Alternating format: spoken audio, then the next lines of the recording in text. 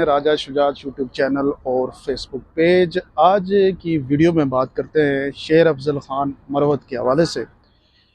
शेर अफजल मरवत का जो केस है, आप लोगों ने देखा होगा कि एक पीटीआई के एमएनए थे और बड़े पॉपुलर हुए और उनकी बड़ी फ़ैन फॉलोइंग हुई। मैं ये समझता हूँ कि क्योंकि मैं खुद एक पॉलिटिकल कारकुन रहा हूँ, तो मैं आपको इसके बारे में बहुत अच्छे तरीके से बता सकता हूँ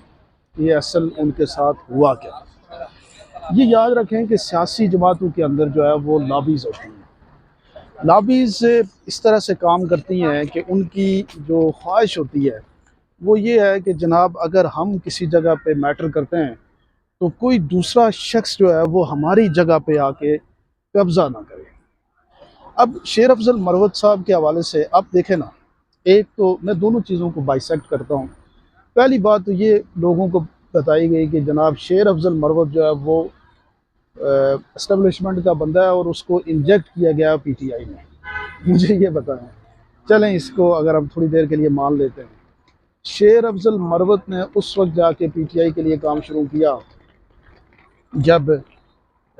मतलब कोई भी नहीं था, सारे लोग अंडरग्राउंड थे, छुपे हुए थे। और सियासी कारकुनों में बाज़ लोग जो जेन्युइन एफर्ट करते हैं उनकी बात अलग है, लेकिन मैं आपको एक पॉलिटिकल सिस्टम के अंदर जो हमारे ड्रॉबैक्स होते हैं मैं उनकी बात कर रहा हूँ कि सम टाइम कुछ लोग अपने आप को खुद साख्ता तौर पे जो है ना वो कहते हैं कि मुझे जो है तकलीफ़ हो रही है, मुझे कॉलें आ रही हैं, मुझे गिरफ़्तार करने की कोशिश की जा रही है। वैसे अपने उन्होंने बंदे रखे होते हैं जिनके थ्रू ये इंफॉर्मेशन वो फीड कर रहे होते हैं। प्रैक्टिकली उनको शायद कोई एक ज़रा भी थ्रेट ना हो, लेकिन वो सिर्फ अपने आप को थोड़ा सा लो प्रोफाइल लेके जाने के लिए उनकी कोशिश ये होती है कि हम जो है ना अगर हमें कोई पूछ भी ले तो हम उसको कहें कि जनाब मुझे तो बड़ी थ्रेट आ रही थी इसलिए मैं एक्टिव नहीं था। तो उस वक्त जब कोई भी एक्टिव नहीं था तो शेर अफजल मरवत ने पीटीआई को एक किस्म का आप जो समझ लें कि नई लाइफ थी। जब खान साहब जेल में थे पीटीआई का कोई प्रोग्राम नहीं हो सकता था, पीटीआई के से जो लीडरशिप थी वो सारी तितर बितर हो गई थी, कुछ रुपोश हो गए थे, कुछ जेलों में चले गए थे। तो उस वक्त पीटीआई को अगर ग्राउंड में किसी ने मुतारिक रखा और पहली दफ़ा पीटीआई को एक जिसे आप यूँ कहें कि जलसे जुलूसों में लेके गया तो वो शेर अफजल खान मरवत था। लेकिन शेर अफजल मरवत खान भी जो है उसको ये बात समझनी चाहिए थी कि ये सब कुछ जो है वो लोग शेर अफजल मरवत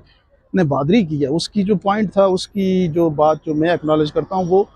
उसकी बहादरी थी, उसका बोल्ड डिसीजन था, वो निकला और उसने जाके खड़ा हुआ। लेकिन कोई ये शेर अफजल मरवत की वजह से लोग उसके पास नहीं आए, बल्कि वो इमरान खान की वजह से आए। लोग तो इमरान खान को पसंद, शेर अफजल मरवत की वजह से शेर अफजल मरवत के जलसों में नहीं जाते थे, बल्कि वो इमरान खान की मोहब्बत में शेर अफजल मरवत को वो इमरान खान का एक आप यूँ समझ लें कि एक नुमाइंदा समझ के वो लोग बहुत जोक दर जोक लोगों ने उससे मोहब्बत भी की, उसको इज़्ज़त भी दी। जिस शेर अफजल मरवत ने, मैंने कहीं देखा किसी इलेक्शन में शायद 200-250 वोट लिए थे, उस शेर अफजल मरवत को इलेक्शन भी जितवाया, बड़ा इज़्ज़त दी पीटीआई ने इमरान खान ने। लेकिन मरवत साहब जब ये सारा कुछ कर लिया तो उस हद तक तो उनकी बात पे हम उनको उनको सलूट भी पेश करते हैं, उनको खराज तहसीन भी पेश करते हैं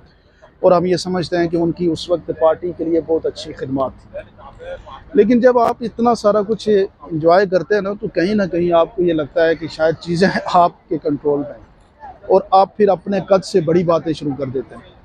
शेर अफजल मरवत साहब को ये पता होना चाहिए कि पॉलिटिकल पार्टीज़ के अंदर लॉबीज़ भी होती हैं, डिसिप्लिन भी होता है। कोई आदमी जो पार्टी के अंदर मौजूद होता है, पहले से मौजूद है, उसकी ये ख्वाहिश होती है कि क्योंकि उसने भी किसी हद तक टाइम दिया होता है और वो भी समझता है कि मेरी जो पार्टी की खिदमत है उसको कोई काउंटर ना करे, क्योंकि लीडर तो इमरान खान है, बाकी तो सब ने अपनी अपनी पोजीशन बनानी होती है। तो शेर अफजल मरवत साहब जो है वो पूरी पार्टी को ही उन्होंने जो है ना इग्नोर करना शुरू कर दिया और अपने आप को पार्टी से ऊपर रख के, पार्टी डिसिप्लिन से ऊपर रख के, और यहाँ तक कि टिकटों के हवाले से भी डिसीजन करने पे अपने आप को रख दिया कि जो मैं जिसको टिकट की बात करूं तो आप उसी को टिकट दें। तो वहाँ से ही इनके जो मसले शुरू हो गए थे। फिर सोशल मीडिया में, फिर चैनल्स में जाके पार्टी लाइन से बिल्कुल मुख्तलिफ लाइन लेना शुरू कर दी। तो जहाँ उनकी बहुत अच्छी बातें थी वहाँ पे वो साथ साथ वो एक ये भी उनका मसला शुरू हो गया कि उनके इस स्टांस की वजह से पार्टी को नुकसान भी होना शुरू हुआ। और फिर डेफिनेटली लोग जाके वो फिर सारी चीज़ें जो आपको पसंद नहीं करते या जो आपको क्या किया कि वो जाके क्या कर रहे थे, खान साहब को फिर इनकी एक्टिविटीज़ के बारे में उन्होंने बताना शुरू किया। तो डेफिनेटली अब इमरान खान साहब को जब ये इस तरह की बातें कि जनाब सऊदी अरब इन्वॉल्व है या इस तरह की जो पॉलिसी की बातें हैं, जो पीटीआई की या इमरान खान के जो काज है उस काज को नुकसान देने वाली बातें हैं,